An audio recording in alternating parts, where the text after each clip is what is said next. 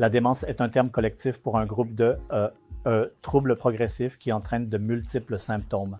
Les symptômes ne causent pas seulement des symptômes cognitifs, mais ils provoquent également de nombreux symptômes comportementaux et psychologiques. Les principaux symptômes, bien sûr, concernent le domaine de la mémoire. Cela affecte le domaine de la mémoire récente. Ils deviennent oublieux, ils oublient les événements récents, ils répètent les questions, ils disent la même chose encore et encore. Cette constellation de symptômes est ce qu'on appelle la démence. Donc, d'une autre manière, c'est à la fois un syndrome cognitif et comportemental.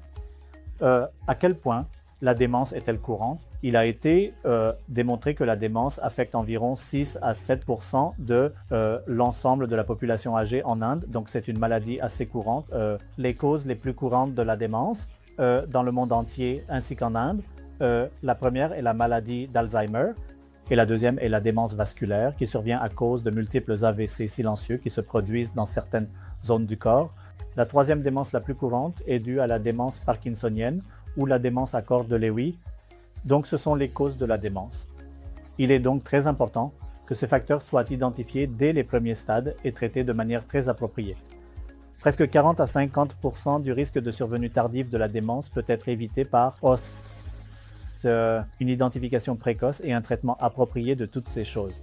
Et il existe il y a un type particulier de régime appelé le régime MIND.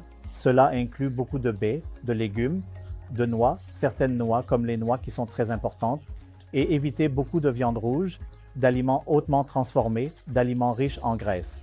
Donc cette constellation particulière d'éléments nutritionnels constitue ce qu'on appelle un régime MIND. Et ça a également montré qu'il prévient la progression vers la démence ou l'état prédémentiel appelé trouble cognitif léger. Comment diagnostiquons-nous la démence?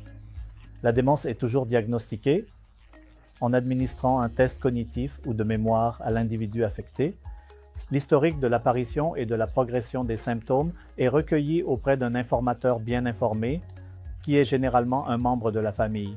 Puis nous effectuons certains tests. Au minimum, nous faisons un scanner cérébral, qui est généralement une IRM. Si une IRM ne peut pas être réalisée, nous nous contentons d'un scanner CT du cerveau. Chez certaines personnes, nous devons également faire un PET scan cérébral qui pourrait être nécessaire pour clarifier les déficits. Nous faisons également une batterie de tests sanguins pour déterminer s'il y a d'autres facteurs qui pourraient avoir conduit à ces symptômes de démence.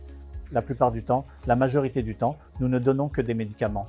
Très rarement, si le patient présente certaines conditions chirurgicales traitables comme une augmentation du liquide au milieu du cerveau, cette condition étant appelée hydrocéphalie à pression normale, alors nous devrons effectuer une petite intervention chirurgicale appelée le shunt BV. Mais pour la majorité des patients, nous ne faisons que prescrire des médicaments.